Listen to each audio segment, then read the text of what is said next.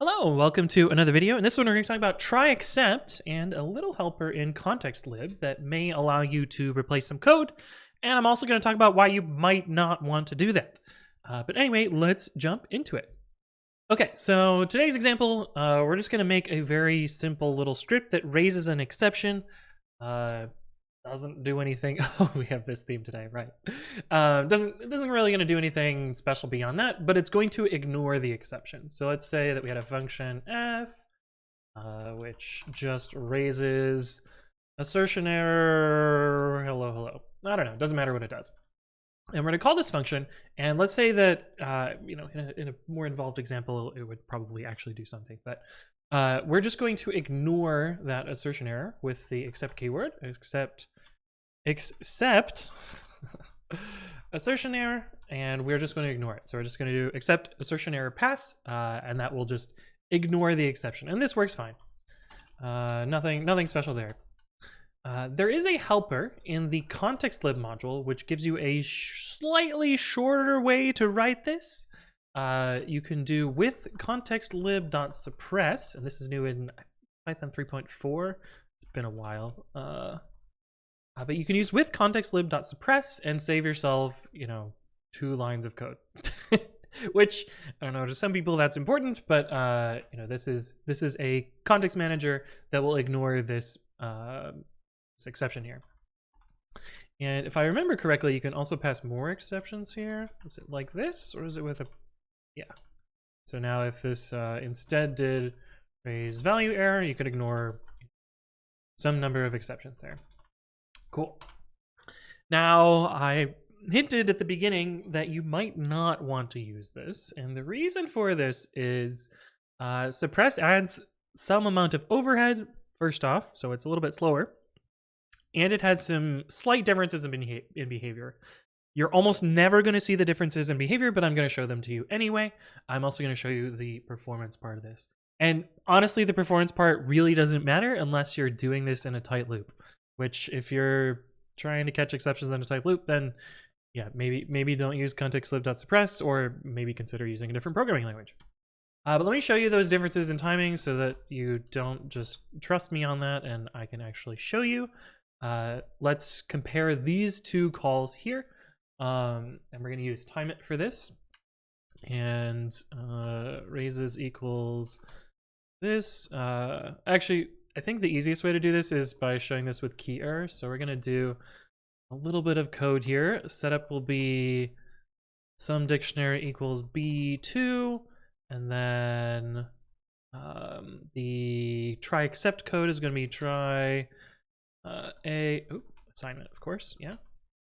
AC, except key error pass, and then the other code is going to be with contextlib.suppress, and we'll make it as fair as possible. We'll do with suppress so we don't actually profile the attribute access here, because that adds a little bit as well.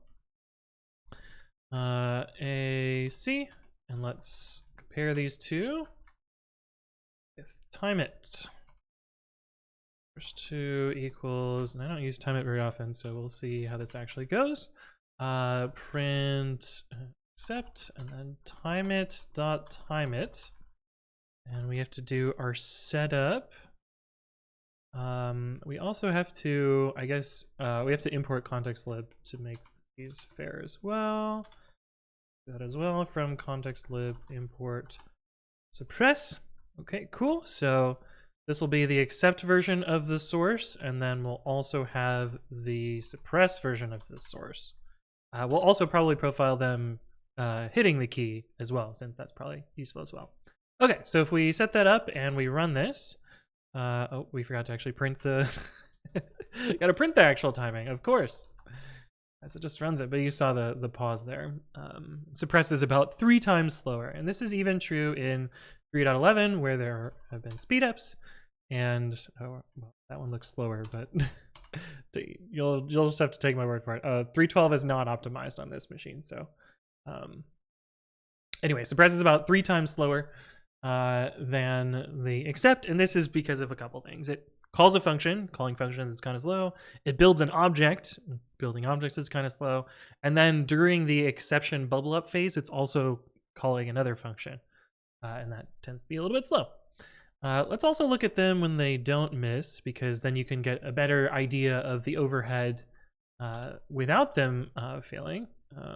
Let's actually just make more copies of this. That way we can see all 4 of them side by side by side by side. B instead of C, and this should be source 4 and source 3. And if we copy these bad boys here, we'll get 3 and 4.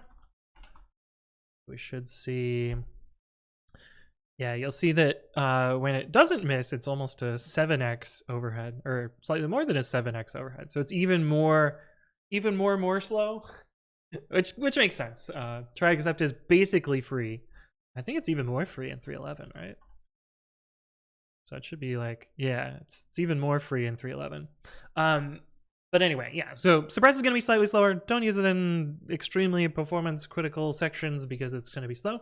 I also wanted to show you the behavior difference in this. And this behavior difference is almost never going to come up, but there is a bit of a quirk about how except is implemented in Python, in that it only considers concrete base class, or the concrete type hierarchy of exceptions. You almost will never see this, but in order to demonstrate this, we're going to make a small meta class. A meta class is a class that builds classes. I know this is, maybe not what you need to understand, but we're going to implement a subclass check that's always going to return true. And now we can have a class, which is just a weird one, that is an exception, and it has a meta class of MCS.